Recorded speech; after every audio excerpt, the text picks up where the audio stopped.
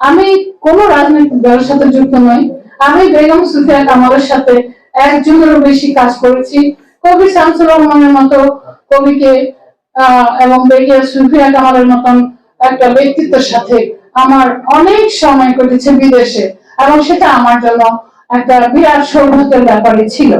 দেশে ফিরে আমি জাফরুল্লাহ চৌধুরীর সাথে দেখা করেছি।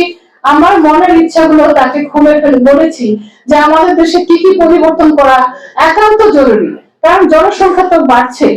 আমি দেখেছি এই সকল বড় বড় ব্যক্তিত্বের সাথে আমার চিন্তা ভাবনা প্রচুর মিলে যায়।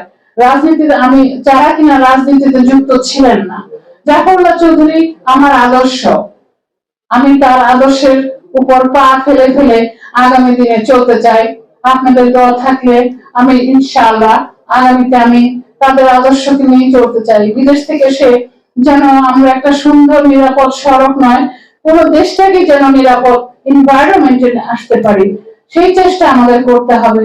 জন এফ কেনেডি এক সময় বলেছিলেন, ask what not your country can do for you, ask what you can do for your country. 1961-এ একটা ইনঅগ্রেশন অনুষ্ঠানে জন এফ কেনেডি এই কথাই বলেছিলেন। অর্থাৎ সরকার কি করবে, কবে করবে, এটা ভেবে আমরা যেন বসে না থাকি। আমরা যেন নিজেদের মহল্লায় পাহারা দেওয়া, গাছ লাগানো, জনমত তৈরি করা, এসব নিয়ে কাজ করে দেশটাকে সুন্দর করে করতে পারি, এবং এই দায়িত্ব আমাদেরই। আর পাশে কোনো রাষ্ট্র এসে আমাদেরকে হেল্প করবে না, আমাদের নিজেদেরকে নিজেদের হেল্প করতে হবে। আমাদের প্রতিটি জেলায় এবং প্রতিটি পাড়ায় পাড়ায় মহল্লায় আমাদেরকে কথা বলতে হবে, প্রত্যেকের জেলায়, এবং আমরা চেষ্টা করবো প্রচুর গাছ লাগাতে। আমরা নিজস্ব উদ্যোগে, আমি বিশেষ করে নিজের উদ্যোগে আমি একটা প্রকল্প নিয়েছি, সেটা হচ্ছে আমি প্রচুর কৃষ্ণচূড়া গাছ আমাদের সারা ঢাকা শহরে আমি লাগাবো। এটা আমার নিজস্ব উদ্যোগ। আমি আশা করি আপনারা আমাকে ওই ব্যাপারে যখন গাছ লাগাবো আপনারা আমাকে হেল্প করবেন। যদি রাস্তা দেখা হয়ে যায় হ্যালো বলবেন, আমি খুব খুশি হব। যাচ্ছি, আমি সহসা আমেরিকা ফেরত যাচ্ছি না। আমি আরো কিছুদিন আপনাদের সাথে এই ভূমিকম্প, এই দুর্যোগ, আরো কিছুটা সময় অতিবাহিত করতে চাই আপনাদের সাথে।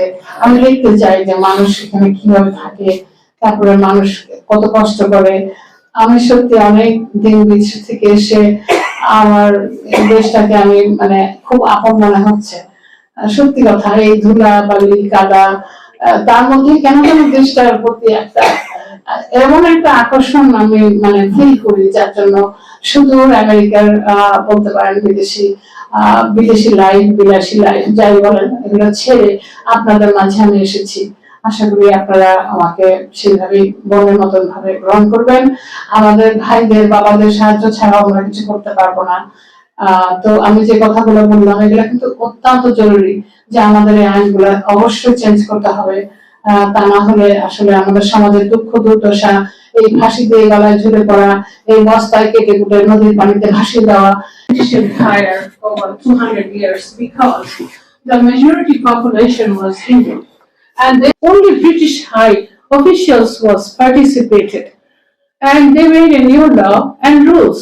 In 1932 there was the new rules and laws, but people was not happy. Vast majority of the British leader refused the Hindu and Muslim leaders in the meeting. 1935 to 1940 in the rules and regulation was divided into two parts. One was the Congress and the other one was Bampanthi theory. অপরদিকে কৃষক, শ্রমিক, সাধারণ মানুষ, এই দুটি ধারায় জাতীয়বাদী আন্দোলন চলতে থাকে। কৃষক, শ্রমিক, সাধারণ ভুক্তভোগী মানুষ বিভিন্ন দাবি-দাওয়া পূরণে সচেষ্ট ছিলেন। সময়টা ছিল 1930 থেকে 1940। যখন পরিস্থিতি খুবই খারাপ হয়ে যায় তখন বাধ্য হয়ে ব্রিটিশরা 1935-এ শেষবারের মতন আইন প্রণয়ন করেন। And that was the last constitution by the British. In 1947 আমাদের দেশ বিভক্ত হয়। অতঃপর আমাদের নেতা শহীদ সারাওয়ার্দী, একে ফজলুল হক, মাওলানা হাশমি, কায়েদে আজম, গান্ধীজি সকলে মিলে দেশ বিভাগের প্রস্তাব দেন, এবং সেটা ব্রিটিশরা মেনে নিতে বাধ্য হয়। বলা বাহুল্য, একজন ইংল্যান্ড প্রবাসী যার জিওগ্রাফি সম্বন্ধে ন্যূনতম ধারণাও ছিল না, সেই আমাদের ম্যাপ নির্ধারণ করেন, যার কারণে দেশ বিভাগে প্রচুর বৈষম্য লক্ষ্য করা যায়। এভাবে আইন পরিবর্তন হয়ে আসছে যুগ যুগ ধরে। মানুষের প্রয়োজন অনুসারে আইন পরিবর্তন হয়। মনে রাখতে হবে, মানুষের জন্য আইন সৃষ্টি হয় পৃথিবীতে। দুর্ভাগ্যজনকভাবে আইনের ছায়াতলে কিছু অপরাধী রেহাই পেয়ে যায়, আর সাধারণ মানুষ প্রায়ই ভুক্তভোগী হয়ে পড়ে। এখানে অদৃশ্য কিছু অপশক্তি কাজ করছে, এবং সেই অদৃশ্য কিছু অপশক্তি আইনের ফাঁক ফোকর ব্যবহার করে নিজেদের স্বার্থ পূরণ করছে। আমরা যদি এই অপরাধগুলোকে আইনের কাঠগড়ায় দাঁড়া করাতে না পারি, তবে এই ধরনের অপকর্ম চিরকাল দুর্বল আইন ব্যবহার করে চলতেই থাকবে। অনেক মানুষ অপরাধ করে পার পেয়ে যায়, আর আমরা সাধারণ মানুষ হই ভুক্তভোগী। আমরা যদি অপরাধগুলো ন্যায় বিচারের সামনে নিয়ে আসতে না পারি, তাহলে চিরদিনই অপকর্মগুলো আইনের ফাঁক ফোকর দিয়ে ঘটতে থাকবে। মহামান্য বিচারপতি, আইনজ্ঞরা যারা আইন প্রণয়ন করেন, তাদের অবশ্যই কিছু আইন পরিবর্তন করতে হবে। আমরা যদি তাদের কাছে নিজেদের দুঃখ দুর্দশা তুলে ধরতে না পারি, তবে সেটা হবে আমাদের অক্ষমতা, এবং সেগুলো শুধরে সাধারণ মানুষের দুঃখ দুর্দশা লাঘব করতে হবে। যেমন পিতা বা মাতার মৃত্যুর পর কিছু সংখ্যক প্যারেন্টসরা দ্বিতীয়, তৃতীয়, এমনকি চতুর্থ বিবাহ পর্যন্ত করে থাকেন, যেটা সাধারণত কিছু উচ্চবিত্তদের ক্ষেত্রে প্রযোজ্য। জীবদ্দশায় তারা বিন্দু মাত্র উপার্জন করে না, এবং পিতৃ সূত্রে প্রাপ্ত সম্পত্তি আরাম আয়েশে ভোগ করে। প্রায় কোনো কোনো সময় তারা অপত্রে দান করেন এবং উড়িয়ে দেন। কখনো বা মেয়ে মানুষের পিছনে, কখনো মদাসক্ত হয়ে নানা রকম অপকর্মে জড়িয়ে পড়েন। বৃদ্ধ বয়সে হিতাহিত জ্ঞান হারিয়ে এক ধরনের মস্তিষ্ক বিকৃতির পরিচয় দেয়। তারা নিজেরাও বুঝতে পারে না, স্বীকার করে না যে তারা কতটুকু বিকারগ্রস্ত এবং অন্যায় করে যাচ্ছেন। এই সকল বিকারগ্রস্তরা আইনের ধরা ছোঁয়ার বাহিরে থাকেন। যখন একটা মেয়ে ধর্ষিতা হয়, তখন তার লাশটাকে কেটে টুকরো টুকরো করে বস্তায় ভরে পানিতে ভাসিয়ে দেওয়া হয়। তখন ধর্ষককে আমরা বলি বিকারগ্রস্ত। তার কঠিন শাস্তি দিই, যা কখনো কখনো ফাঁসির রায় পর্যন্ত হয়ে থাকে। এইসব ধর্ষকরা সাধারণভাবে, স্বাভাবিকভাবে সমাজে চলাফেরা করে। তারা নিজেদেরকে সুস্থ স্বাভাবিক বলে দাবি করে। ধর্ষণ করার পরে কিন্তু আমরা বুঝতে পারি তারা বিকৃত মস্তিষ্কের অধিকারী। ঠিক এইভাবে যারা সম্পত্তির অপাত্রে দান করে এবং যত্রতত্র সম্পত্তি উড়িয়ে ফেলে, তারাও সেই বিকারগ্রস্ত মস্তিষ্কের পর্যায়ে পড়ে। তারই পরিপ্রেক্ষিতে সন্তানরা রাস্তায় নামতে বাধ্য হন, এবং কোনো কোনো ক্ষেত্রে ভালো বংশের কিছু সংখ্যক ছেলে মেয়েরা কাজের ক্ষেত্রে নানান রকম জটিলতার সম্মুখীন শিকার হন। এখন এখানে বিকৃত মস্তিষ্ক ডাক্তার, এর জন্য কে দায়ী? আমরা বলবো এর জন্য অথর্ব আইন দায়ী। কখনো কখনো দেখা যায় সৎ মেয়ে স্বামীর মায়ের নাম লেখেন, পিতৃ পরিচয় হিসাবে সম্পত্তির লোভে, বাড়ি গাড়ির লোভে মায়ের স্বামীর নাম পিতৃ পরিচয় হিসাবে লেখে। তাদের এনআইডিতে বায়োলজিক্যাল ফাদার তাদের আরেকটা নাম। এটাই কি আমাদের দেশের আইন ব্যবস্থা?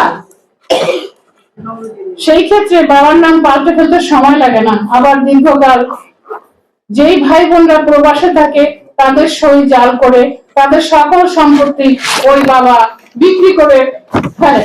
আইনের দুয়ারে সেটারও বিচার হয় না। এই সমস্ত লোকজন কখনো কখনো হেবা করে, কিছুদিন পর দেখা যায় আবার তা বাতিলও করে। হেবা করার কারণ হয় শুধু ট্যাক্স ফাঁকি দেওয়ার কারণে, আর কোনো কারণ নেই। এখানে আইনের কোনো বাধা নেই। এই সকল ব্যাপারে তাদের নিকট এইসব ব্যাপার খুবই স্বাভাবিক। জমি জমার ব্যাপারে বিকৃত বা মস্তিষ্ক বিকৃতি বলে আইনে গ্রহণযোগ্য তেমন কিছু নেই। কেউ যদি 94 ইয়ার্স যেও বলে আমার মস্তিষ্ক সম্পূর্ণ সুস্থ, আমি সন্তানে সকল কিছু করি, সেই কথাটি সকল ক্ষেত্রে সঠিক হয় না। মানুষের খবর আইন রাখে না। এই ক্ষেত্রে আইন প্রণয়নকারীদের দেখতে হবে আইনের কতটুকু ন্যায্য বিচার ও কার্যকর হচ্ছে। আগেই বলেছি, মানুষের জন্য আইন, কিন্তু আইনের জন্য মানুষ নয়। অনেক বড় পরিবারের শিক্ষিত ছেলেমেয়েরা তাদের বাপ দাদার সম্পত্তি, অর্থাৎ তারা যেখানে জন্মগ্রহণ করেছিল সেই সম্পত্তিতে তারা পদচারণ করতে পারে না, এমনকি সেখানে তারা প্রবাস করতে পারে না। তবে সেখানে জন্ম নেওয়াতে কি তাদের দোষ ছিল? তারা কি কোনো অপরাধী? যেখানে দাদা দাদির সম্পত্তিতে একসময় তাদেরই উত্তরাধিকারী হওয়ার কথা ছিল, সেখানে আজ তাদের কোনো ভবিষ্যৎ নেই। বাবার বিকৃত মানসিকতার কারণে তারা সেই অধিকারটুকু পায় না। কিন্তু বিকৃত মস্তিষ্কের মানুষগুলা বলে যে আমি কোনো অন্যায় করছি না, আমি আইন মেনেই চলি। এই অথর্ব নিরর্থক আইনের মাঝেই তারা চলাফেরা করে। এই আইনের সৃষ্টি অনেক যুগ থেকে চলে আসছে। আইন আইনের গতিতে চলে, আইনের চোখে কালো কাপড় বাঁধা, তাই আইন দেখতে পায় না। এটা কি আমাদের সাধারণ জনগণের বোঝানোর ব্যর্থতা? পৃথিবীর উন্নত দেশগুলোতে এই নিরর্থক নিয়ম নেই, শুধু আমাদের দেশে। আর কতদিন এই আইন আমাদের ঘাড়ে চেপে বসে থাকবে? বাহিরের দেশের নিয়মগুলো হলো বিয়ের পরে স্বামীর অর্ধেক সম্পত্তিতে স্ত্রীর পূর্ণ অধিকার। কোনো কারণে একজনের মৃত্যু হলে বা মস্তিষ্ক বিকৃত হলে সন্তানরা নিঃস্ব হয়ে যায় না। আমাদের প্রতিবেশী রাষ্ট্রে ঠাকুরদার সম্পত্তি বাবা বিক্রি করতে পারে না, জানেন? কাউকে দান করতেও পারে না। কোন পরিস্থিতিতে সকল উত্তরাধিকারীর মতামত গ্রহণ করতে হয়। তাই কোনো মানুষ পূর্বপুরুষের কষ্টার্জিত সম্পত্তি নিয়ে মেয়ে মানুষের পিছনে বা মদ্যপান করে উড়িয়ে দিতে পারে না। এইখানে এই দুইটি আইনের কোনোটাই আমাদের দেশে সুপ্রতিষ্ঠিত হয় নাই, যার কারণে সমাজে হাহাকার, দুর্ভাগ্য, কষ্ট ও দুর্দশার শেষ নাই।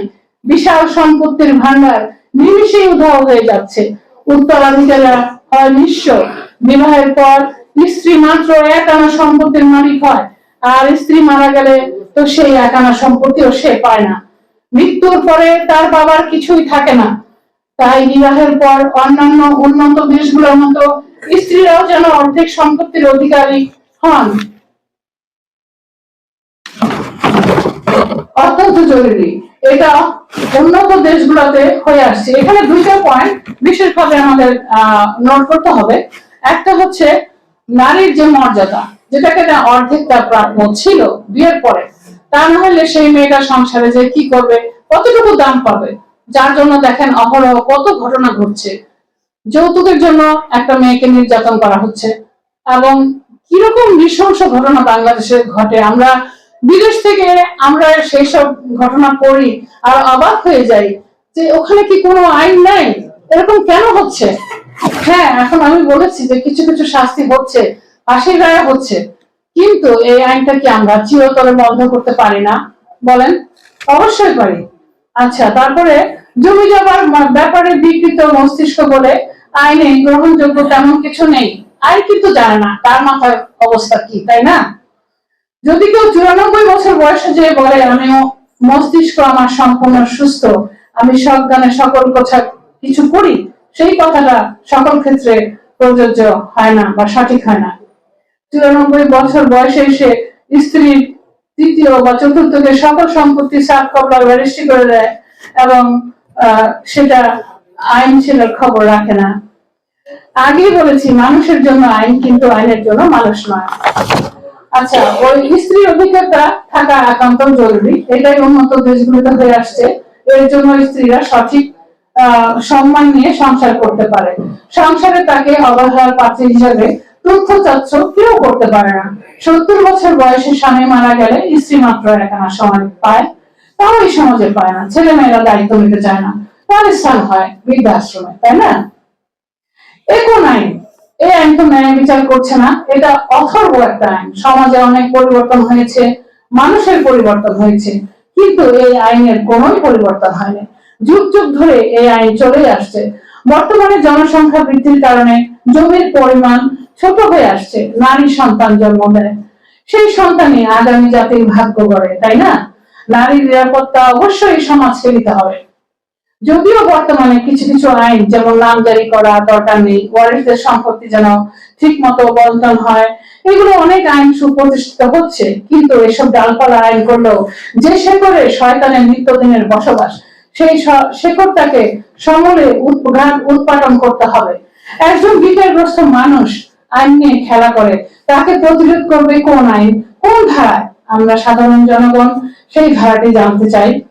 আমরা মুসলমান, আমাদের দেশের পূর্বে মেয়েদের প্রচুর সম্মান দেওয়া হতো।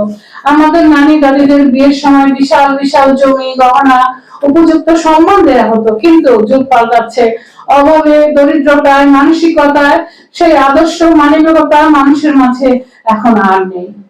প্রতিদিন কাগজে মিডিয়াতে আমরা দেখতে পাই স্ত্রীরা কত হয়রানি পেরেশানিতে দিন কাটায় এবং কোনো কোনো ক্ষেত্রে আত্মহত্যা করে।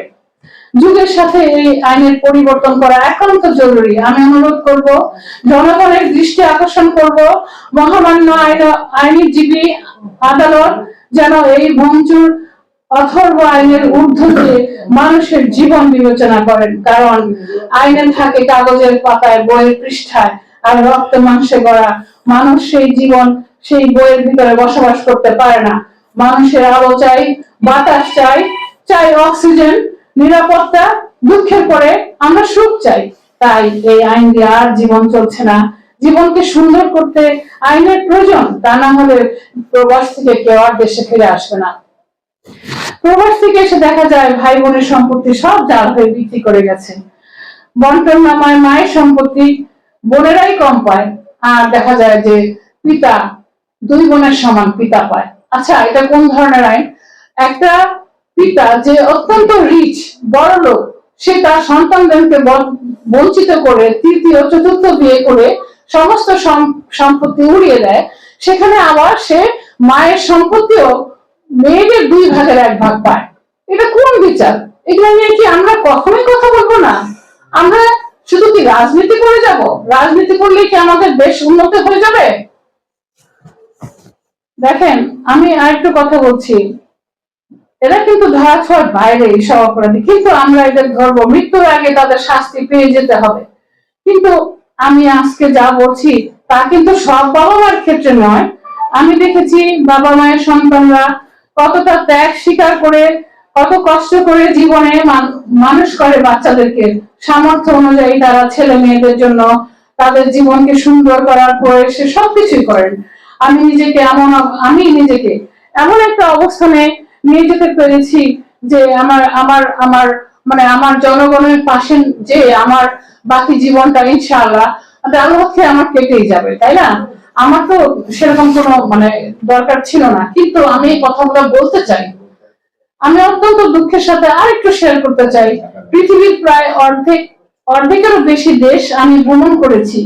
আমি দেখেছি তাদের সেন্টারগুলো, সিটিগুলো এত ঝকঝকে পরিপাটি তত্ত্বকে, অথচ ঢাকা সিটিতে যেখানে 3 কোটি মানুষের ঠাসাঠাসি, সেখানে একটু বৃষ্টি হলে পানি জমে একদম বাজে পরিস্থিতির সৃষ্টি হয়।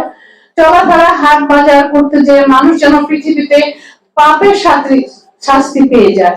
যত্র ঠেলাগাড়ি, অসংখ্য রিক্সা, জনজীবন যেন এক অস্বাভাবিক দৃশ্য। কোথায় অন্য কোনো দেশে এমনটা দেখা যায় না। এই ছোট্ট একটা ঢাকা শহরে টাকা পয়সাওয়ালা লোকদের অভাব দেখি না। সেখানে তারা এত দামি দামি গাড়ি চড়ে সমানে ঘুরছে, বেড়াচ্ছে। তাদের দৃষ্টিশক্তি কি কম? তারা কি সব দেখে না? এই শহরে পানি নিষ্কাশনের কোনো ব্যবস্থা নেই বললেই চলে। বড় বড় 5 তারকা হোটেলের সামনে শ্রীহীন বাজার বসে, কাদা মারিয়ে লোকজন চলাফেরা করে। তাদের পোশাক পরিচ্ছদ থেকে জুতা পর্যন্ত সবকিছু নষ্ট হয়ে যায়। তখন সত্যি আসলে আমাদের লজ্জা করে যে এটা আমাদের ঢাকা সিটির কেন্দ্রবিন্দু, এটা সেন্টার সিটি। কিন্তু আমরা নিশ্চয়ই একদিন এই সকল কিছু ঠিক করতে পারবো ইনশাআল্লাহ। দেশে ফিরে দেখলাম ডাইনে বায়ে কেউ নেই, সবাই রাজনীতি করে, সবাই নেতা হতে চায়। হ্যাঁ, সকলেই পকেট ভর্তি পয়সা ইনকাম করতে চায়।